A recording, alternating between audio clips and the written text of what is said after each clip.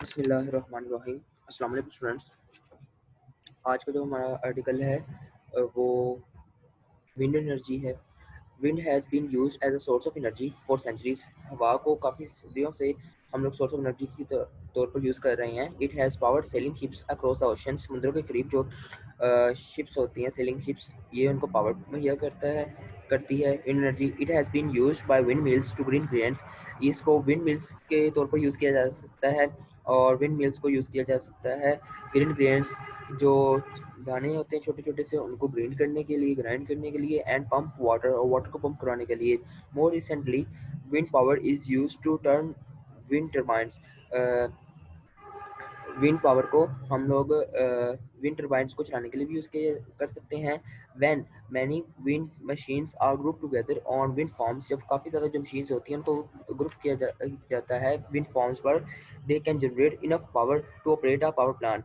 ये काफ़ी ज़्यादा एनर्जी जो है जनरेट करवा सकते हैं एक पावर प्लांट को चलाने के लिए। In the United States some wind farms generate more than 1300 megawatt electricity a day. United States में जो है विंड फार्म वो 1300 मेगावाट इलेक्ट्रिसिटी पर डे जो है वो जनरेट करवाता है। In Europe many wind farms routinely generate 100 megawatts. Europe में भी 100 मेगावाट्स या इससे ज़्यादा इलेक्ट्रिसिटी एक दिन में तैयार की जाती है। Geothermal energy. In some parts of the world, the earth provides us hot water from geysers and hot springs. कहता है कि दुनिया के कुछ हिस्सों में जो अर्थ है हमें गीजर से और जो हॉट स्प्रिंग्स होते हैं वहाँ से पानी जो है, गर्म पानी जो है मुहैया करता है। There is hot molten part. एक कहता है कि डीप इन द अर्थ, ज़मीन के नीचे काफ़ी ज़्यादा गर्म हिस्सा है जिसको हम लोग मैग्मा का नाम देते हैं। Water reaching close to the magma changes to stream. कहता है कि जब वाटर मैग्मा के करीब पहुंचता है तो वो स्ट्रीम में भाप में कन्वर्ट हो जाता है due to the high temperature of magma के हाई टेम्परेचर की वजह से। This energy is called geothermal energy. ऐसी एनर्जी को हम लोग जियोथर्मल एनर्जी का नाम देते हैं। Geothermal energy geothermal well can be build by drilling deep near the hot rocks at places. कहता है कि जियोथर्मल जो वेल होते हैं वो बिल्ड किए जा सकते हैं जब हम लोग जो गर्म पत्थर होते हैं मुख्तलिफ जगहों पर, वहाँ पे हम लोग उसको खोदते हैं और वहाँ पे हम लोग पानी भिजवाते हैं और वो गर्म हो जाता है। Where magma is not very deep, जहाँ पे मैग्मा काफ़ी ज़्यादा गहरा नहीं होता वहाँ पे इसकी खुदाई की जाती है। Water is then pushed down into the well. Water को यहाँ पे वेल में भिजवाया जाता है। The rocks quickly heat the water and change into the stream. जो पत्थर होते हैं वो इसको जल्दी से हीट अप करते हैं और इसको भाप में कन्वर्ट कर देते हैं। It expands and move up to the surface. ये फैलता है और अब सरफेस की ऊपर की तरफ आता है। The steam can be piped directly into the houses. जो स्टीम होती है वो डायरेक्टली पाइपों के जरिए घरों तक पहुंचाई जाती है एंड ऑफिस तक फॉर हीटिंग पर्पज के लिए। और it can be use to generate electricity, और इसको इलेक्ट्रिसिटी जनरेट करने के लिए भी यूज़ किया जा सकता है। उसके बाद energy from biomass. Biomass is plant और animal waste that can be burn as a fuel. Biomass एक प्लांट्स या फिर एनिमल्स का वेस्ट होते हैं जिनको फ्यूल के तौर पर जलाया जाता है। अदर फॉर्म्स ऑफ बायोमास और गार्बेज। इस बायोमास की दूसरी फॉर्म जो है वो गार्बेज है, फॉर्म वेस्ट है। शुगर कैन, जो गन्ना जो होता है उसकी जो वेस्ट प्रोडक्ट होती है, एंड अदर प्लांट्स, और जो मुख्तलिफ प्लांट्स होते हैं। These waste are use to run power plants. इन वेस्ट को पावर प्लांट्स को रन करने के लिए यूज़ किया जाता है। मैनी इंडस्ट्रीज, काफ़ी सारी industry that use forest products, जो कि फॉरेस्ट प्रोडक्ट्स जो होते हैं यूज़ करते हैं get half of their electricity, अपनी आधी इलेक्ट्रिसिटी जो है by burning bark and other wood waste, वो इस बायोमास के ज़रिए ही हासिल करते हैं। Biomass can serve as another energy source but problems are there in its use. Biomass को काफ़ी नया एनर्जी सोर्स के लिए भी यूज़ किया जा सकता है, लेकिन इसकी कुछ यूज़ करने की कुछ वजूहत होती हैं। When animal dung dead plants, जब एनिमल्स का जो फजला होता है, बाकियात होती है, वेस्ट प्रोडक्ट होता है, डेड प्लांट्स का होता है, एंड डेड एनिमल्स डिकम्पोज, और जो डेड एनिमल्स डिकम्पोज हो जाते हैं, ये सब चीज़ें जब डिकम्पोज हो जाती हैं, they give of a mixture of methane. ये हमें मीथेन और कार्बन डाइऑक्साइड का एक मिक्सचर देते हैं। Electricity can be generated by burning methane. हम लोग मीथेन को जलाकर इलेक्ट्रिसिटी भी हासिल कर सकते हैं। उसके बाद math energy equation. Math energy equation क्या है? Einstein predicted the interconversion of matter energy. Einstein ने मैटर और एनर्जी में की आपस में इंटरकन्वर्जन की पेशेन गोई की। अकॉर्डिंग टू हिम, उसके मुताबिक a loss in the mass of a body provides a lot of energy। जब mass में कमी आती है तो हमें काफ़ी ज़्यादा एनर्जी मिलती है। This happens in nuclear reactions। ऐसा न्यूक्लियर रिएक्शन में होता है। The relation between the mass m energy is given by Einstein mass energy equation is equal to mc का स्क्वायर। ये रिलेशन है, अपने आप लोगों ने याद रखना है। यहाँ पे E जो है वो एनर्जी है, एम मैस, और C जो है स्पीड ऑफ लाइट है। फिर C is the speed of light और इसकी वैल्यू होती है 3 इंटू 10⁻8 मीटर पर सेकंड। सॉरी, यहाँ पे 8 आना है। 3 इंटू 10⁻8 मीटर पर second. Efficiency. Efficiency of a system is the ratio of required form of energy.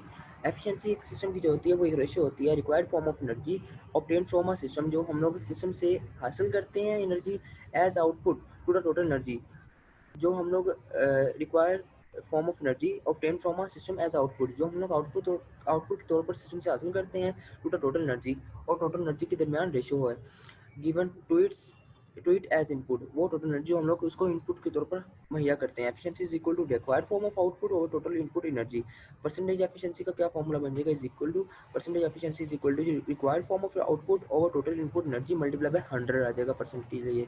N ideal system is that which gives an output equal to the total energy use by it. एक ideal system एक ऐसा system होता है जो हमें output उतनी देता है जितनी हम लोग टोटल एनर्जी यूज करते हैं। In other words its efficiency is 100%। दूसरे लफ्जों में इसकी एफिशिएंसी क्या होगी? 100% होगी। People have try to design a working system that would be 100% efficient. लोगों ने काफ़ी कोशिश की है कि वो 100% एफिशिएंट जो है वो सिस्टम बना सकें, but practically such a system does not exist. लेकिन प्रैक्टिकली ऐसा सिस्टम एग्जिस्ट नहीं करता। Power. Power is defined as the rate of doing work. Power हम लोग कहते हैं रेट ऑफ डूइंग वर्क को, काम करने की शरह को पावर कहते हैं, कि मतलब कितने टाइम में कितना काम किया गया, उसको उसकी पावर का नाम दिया जाता है। Power is equal to work over time. P is equal to W over T। Since work is a scalar quantity, जैसे कि वर्क जो है स्केलर क्वांटिटी है, therefore power is also a scalar quantity. Power भी एक scalar quantity है। ऐसा unit power is what. ऐसा यूनिट जो है पावर का वो वाट है। It is defined as, watt की डेफिनेशन ये है, the power of a body is 1 watt. Body की पावर 1 वाट होगी if it does not work, if it does work, जब ये वर्क करता है at the rate of 1 joule per second. एक सेकंड में 1 जॉल अगर वर्क करे तो उसकी जो पावर होती है बॉडी की वो 1 वाट होती है। 1 kilo watt is equal to 1000 watt is equal to 10⁻³ watt. 1 megawatt is equal to 1 lakh watt is equal to 10⁻6 watt. 1 horse power, जो एक हॉर्स पावर होती है वो इक्वल होती है, इसको एचपी से रिप्रेजेंट कर सकते हैं, 746 वाट के इक्वल होती है 1 हॉर्स पावर।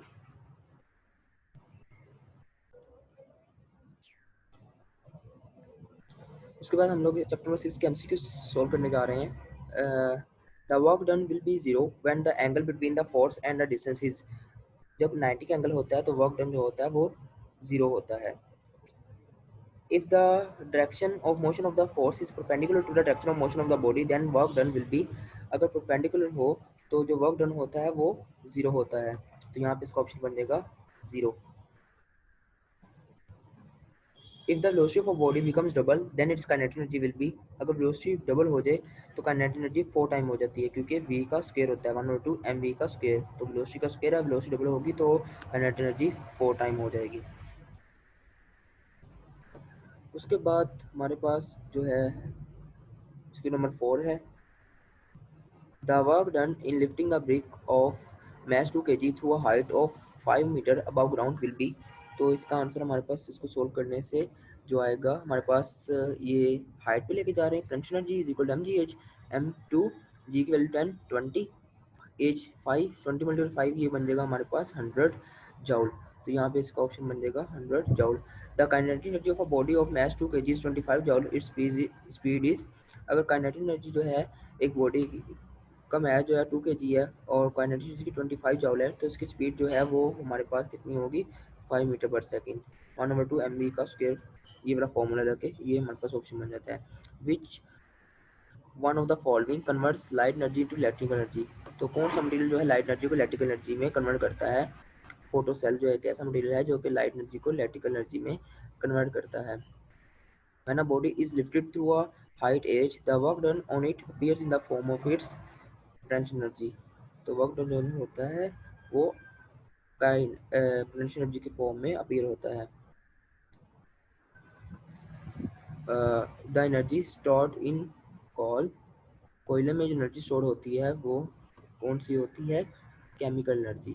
वो हमारे पास केमिकल एनर्जी होती है, हम लोगों ने एग्जाम्पल में भी पढ़ा था केमिकल एनर्जी की।